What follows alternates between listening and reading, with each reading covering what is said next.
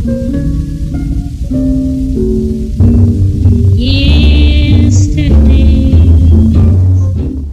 of those who choose to embrace and practice the art of graffiti were initially introduced to the art form through their love and appreciation for hip-hop culture. Graffiti started in New York and Philadelphia in the late 70s and began in poor neighborhoods in the subways, not the streets, as this was a way for people to become recognized across the city when the subway cars would carry their tags across the various boroughs. Although there are many negative activities and behaviors that artists may be drawn to partake in, graffiti keeps artists occupied and out of trouble. It is a type of escape that promotes self-expression and prevents them from participating in more destructive and criminal activities, which many of them may easily be drawn to because of their surroundings. Nevertheless, graffiti is about personal development because it allows people who do not have as much privilege to have an avenue in which they can develop their artistic skill and learn about various concepts, color, perception, and other theories around art.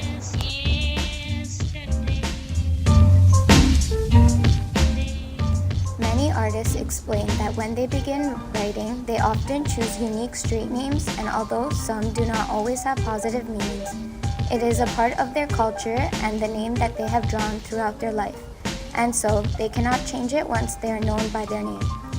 The idea behind the alter ego they choose to create is one to promote their artwork and be noticed, as well as to protect their true identity from the authorities, who do not tolerate the art of graffiti, as it is said to be a violation of public space.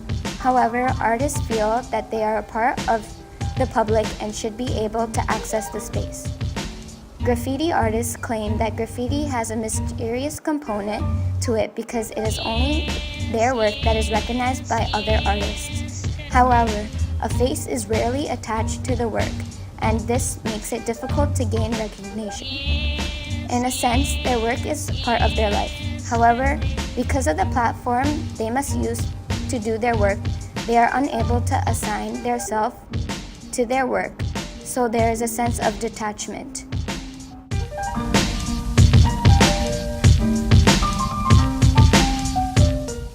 Graffiti artists generally experience various barriers, including the risk of being arrested, because the city and police do not look kindly upon this particular artistic form, as it is considered vandalism, mischief, and some are even charged with trespassing. As a result, artists are forced into dangerous and secluded spaces where they will not be caught. The misperception of graffiti as a crime stems out of its association to gangs and violence. However, most artists simply want to practice their artistic skill and do not participate in gang activities. Because of the lack of jobs in less fortunate neighborhoods, artists often resort to stealing or other illicit ways to raise money for equipment and to survive.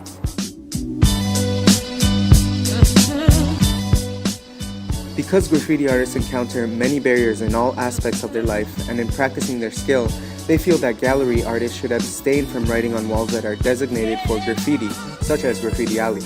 Artists are very proud and protective of their work and their space. It is often gallery artists' pieces that are written over and serves as a warning symbol for artists who have not put in time into the culture and who do not have the lived experience. Graffiti is a way to use public space in a more meaningful way and to take back that which belongs to the public. It is a direct challenge to corporate advertising on billboards and in public space in general. In other continents, graffiti is often used as a political tool to express opinions, ideologies, and freedom of speech, for which artists are often arrested.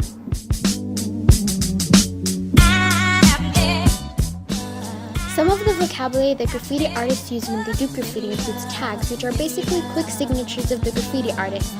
Bubble letters are called throw-ups, basically a quick cartoon bubble letter drawing that is made on the area that the artist is working on. Paste is the term artists use to identify a masterpiece that they have created.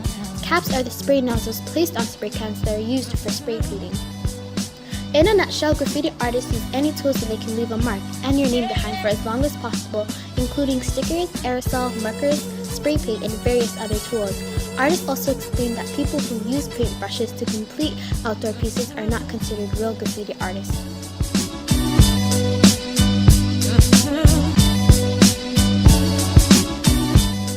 Local graffiti artist Scam and others started the Graffiti Alley in mid-90s. A group called Style in Progress hosted an annual event where the graffiti alley would be revamped to keep it clean, colorful, and up to date.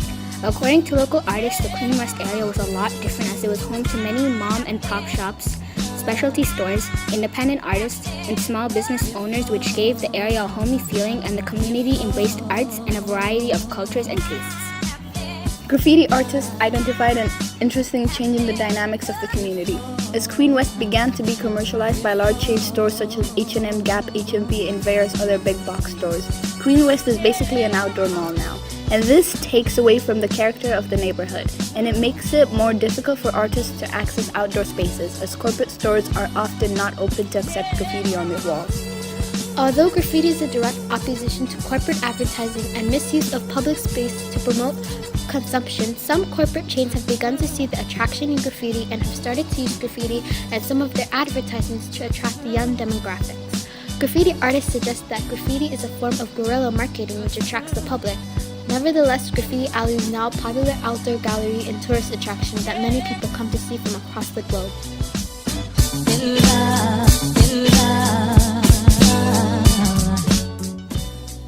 Toronto artists are lucky that they have the opportunity and free space to display their art to the public.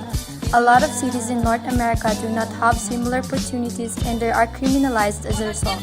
Graffiti Alley allows artists to do their work out in the open and they do not have to worry or fear that police will arrest them because it is legal.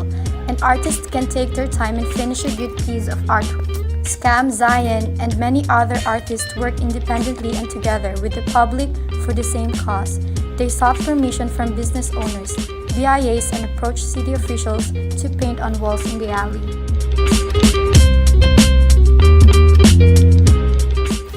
Unfortunately, there was a recent war on graffiti declared by city officials in the past few years. During this time, a lot of money was invested in getting rid of graffiti, arresting artists, creating and maintaining phone applications to involve the public in getting rid of graffiti, including in the alley.